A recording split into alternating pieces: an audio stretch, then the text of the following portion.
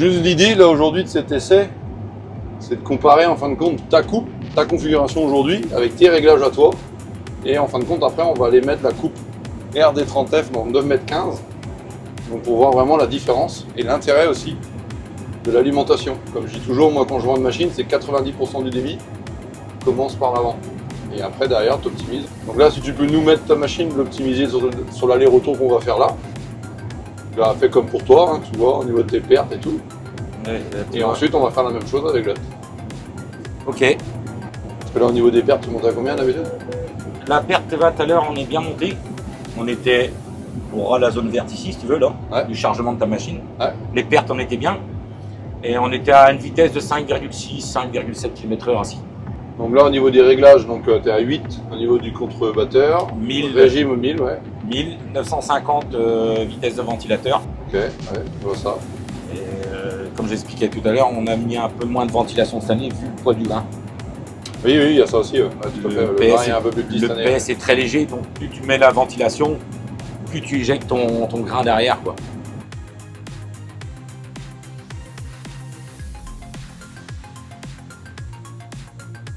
Donc ce qui est bien en même temps quand on parle de productivité, qu'on va dire qu'on va essayer avec la coupe à tapis, l'avantage comme là vous êtes en train de faire, c'est là que vous allez gagner en fin de compte en rendement à la fin de la journée, c'est que vous videz en roulant.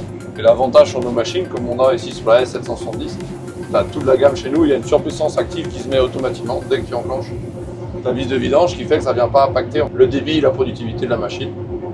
Parce qu'en fin de compte, on n'a pas de piquer l'entraînement et de la puissance. Et ça, c'est un gros avantage.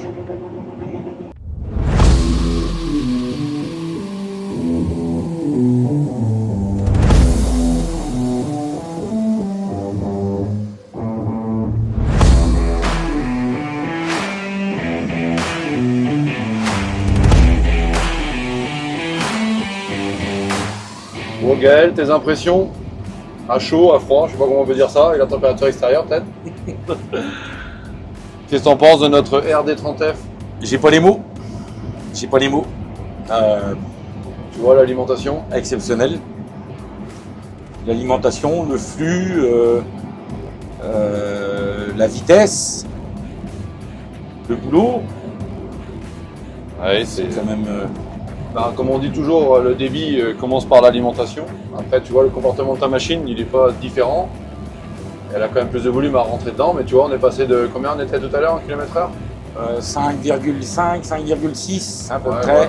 Et là, on arrive à aller à 6, 6,5 quoi. On est à 6,2. Voilà, donc de 7,60 m à 9,15 m. On est même à 6,3, 6,5. Voilà. Et le moteur ne bouge pas en régime. Il reste à sa position comme tout à l'heure aussi. Dans la machine, on sent bien, il n'y a pas d'à-coup, ça ne va pas par paquet, ça laisse un flux homogène. Donc là, après, juste pour expliquer un petit peu la coupe que tu as et qu'on vient au nom d'accrocher sur ta machine. Donc là, c'est la RD30F. Donc pourquoi? Pour le système RD. Donc c'est le système avec la partie conception tapis. Donc tu as deux tapis latéraux. Tu as un entraînement hydraulique, comme je t'ai montré tout à l'heure. Donc tu peux régler la vitesse suivant les cultures. Et ensuite sur le tapis central, donc avec un tambour plus d'eau escamotable, c'est l'entraînement direct avec ton convoyeur, mais que tu peux aussi régler en termes de vitesse par rapport au boîtier qui est ici. Donc tu as la partie la boîte de vitesse, quoi. Et vraiment les petites graines que tu mets en petite vitesse comme le colza. Et l'intérêt de cette coupe-là, en fin de compte, c'est toujours d'avoir une alimentation propre et régulière. Comme on dit toujours, les pieds en premier. Et là, on peut avoir que ce phénomène-là. Donc là, on est quand même dans de l'orge qui est légèrement cassé quand même, parce qu'on a quand même une fenêtre de météo, on va dire cette année, qui n'a pas forcément été gentille non plus avec nous et avec la culture. Donc là, l'intérêt, c'est vraiment d'avoir une machine toujours alimentée correctement pour avoir une bonne charge constante de la bécane. Et donc là, on est passé en fin de compte de ta coupe qui était en 7,60, là on est en 9,15 m. Et donc là, après la partie RDF, pourquoi le F? Parce que tu as les modes que tu peux avoir avec la partie du tablier déformable qui te permet en fin de compte, c'est une coupe qui est vendue principalement aussi pour aller chercher les cultures basses.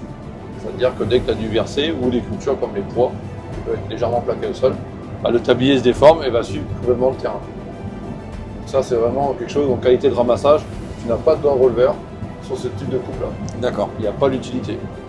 Donc là, et après on a le 30 pieds parce qu'on est sur le modèle, donc c'est la plus petite de la gamme, donc il fait 9,15 m et après tu vas jusqu'à 10,70 m et plus et encore au niveau de la machine. Et on voit bien que même que l'orge est cassée, l'alimentation se fait super bien. Donc on a modifié aucun réglage sur la machine au départ, sur la première longueur que nous avons fait, parce qu'on voulait voir vraiment le comportement de la machine. Là où Gaël, où tu me rejoins, c'est ce qu'on disait tout à l'heure, c'est la vitesse de déplacement qu'on devait atteindre pour voir les capteurs de perte commencer à réagir, contrairement à l'autre côté, ce qu'on avait sur la coupère. Et là, on a ajusté 2 ou 3 petites choses, parce que forcément, on ramène plus de volume, bien sûr. Mais même au niveau des pertes et tout ça, comme nous avons constaté tout à l'heure, il y en avait moins pour une vitesse similaire avec plus de largeur à alimenter dans la machine. Donc là, on l'a optimisé. Donc c'est pour ça qu'on est passé de 5,8, c'est ça qu'on disait tout à l'heure. 5, 6, 5, 7 à peu près. Là, on a 6, 4, 6,5. Ouais, on a gagné quasiment 1 km/h. 1 km/h avec quasi 2 mètres de plus de coupe. Voilà.